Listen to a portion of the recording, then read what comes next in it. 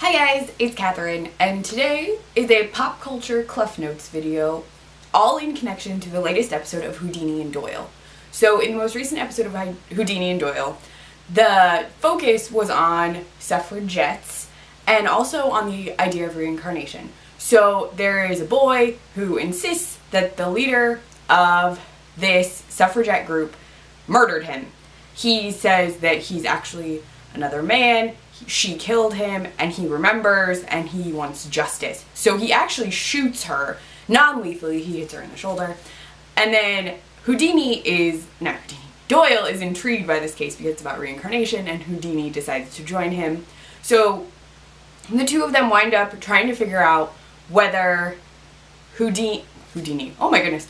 this kid is actually like possessed or reincarnated from this murdered man, or if something else is going on. Now Doyle thinks reincarnation could be possible, but Houdini is like, no, that's not a thing. It's never a thing. Houdini doesn't think anything is a thing. So we have that going on. And then Adelaide actually really is like, not hero worshipping, but she sees the leader of this suffragette group as a role model, and she really wants to help figure out what's going on.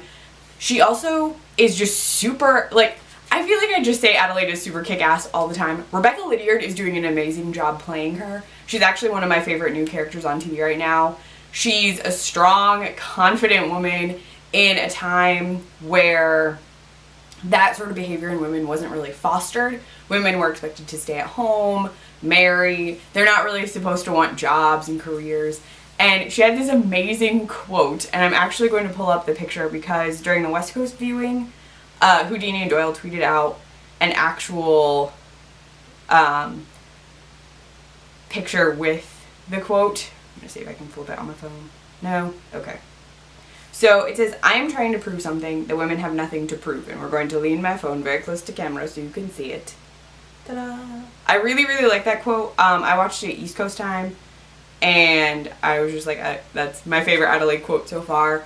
So as I give this little recap bit, I'm not going to go too much into detail, but just know reincarnation, suffragettes.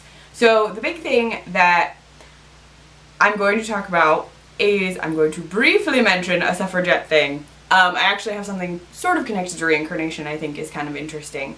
So there was a suffragette. This is like one of those random fun facts you can throw out at parties. So at the Epsom Derby in 1913, which has not happened yet, I know the show is set in 1901, Emily Davison was actually killed by the king's horse.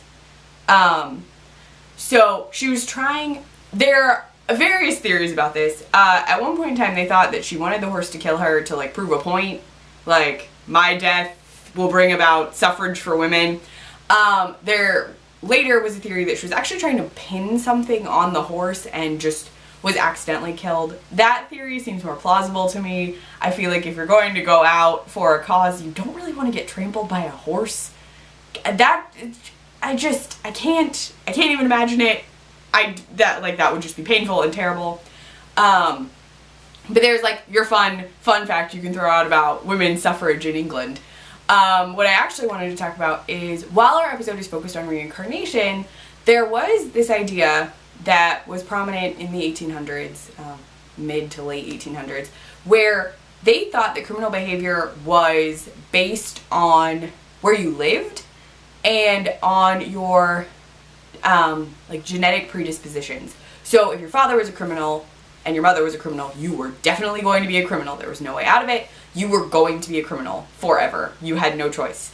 There were also certain facial features or ways you held yourself that also made you a criminal. So there would be descriptions of possible criminals. There were actually books that showed, they would detail like the features that made someone a criminal. So like a sloping brow ridge.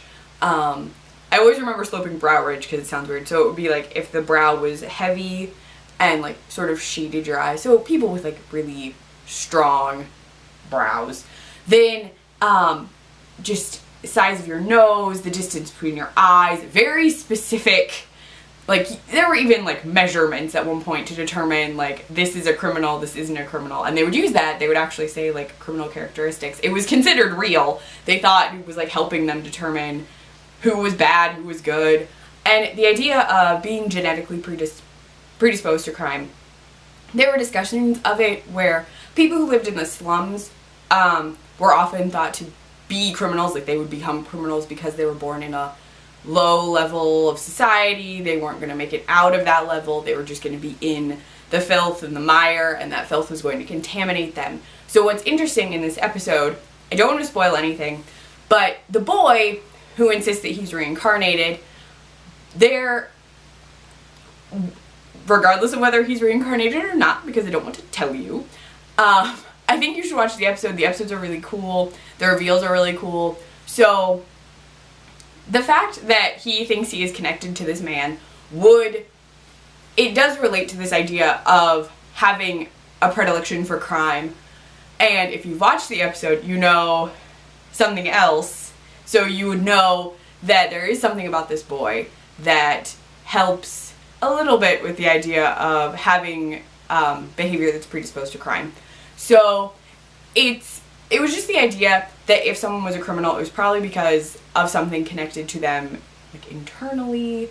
So him acting out and trying to kill the suffragette, though it didn't really relate to his actual parents. We see his parents, they interview his parents because he's been reported missing at one point. They're sort of middle class-ish, which was not an area that was considered crime-filled. It was really the lower levels of society, which we do see. The man that he insists he's reincarnated from is from a lower level of society. He's also an artist, which is cool. But yeah, so you could be a criminal just because you were a criminal. There were a lot of arguments for you will be a criminal because you just are supposed to be a criminal. So there are some historical fun facts for you in connection to Houdini and Doyle.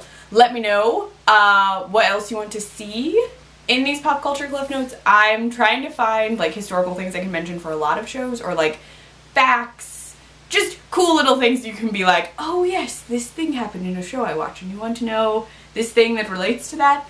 I'm still going to do some for Houdini and Doyle because Houdini and Doyle is sort of in my historical knowledge wheelhouse, which means it's way easier for me to think of, like, oh yeah, this thing I know.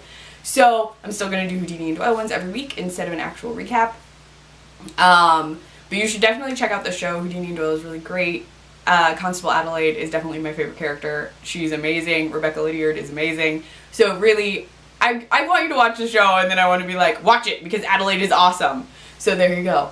You can find it on Fox in the US at 9 p.m. and I'm not sure, I know it's airing in Canada too, but I'm not sure what time or, like, what the station is. Ooh. Sorry guys, I have a little bit of, like, a frog in my throat. It's not great, but it's there. You can find me on Twitter at Kleffnotes, on my blog, kleffnotes.wordpress.com. I write for the Nerdy Girl Express, and I run their Snapchat, the Nerdy Girl EXP. And I post recipes on the iZombie support group site, iZombieSupportGroup.com. Ooh, and if you like this video, give it a thumbs up, and if you want to see more of me, please subscribe. Bye guys!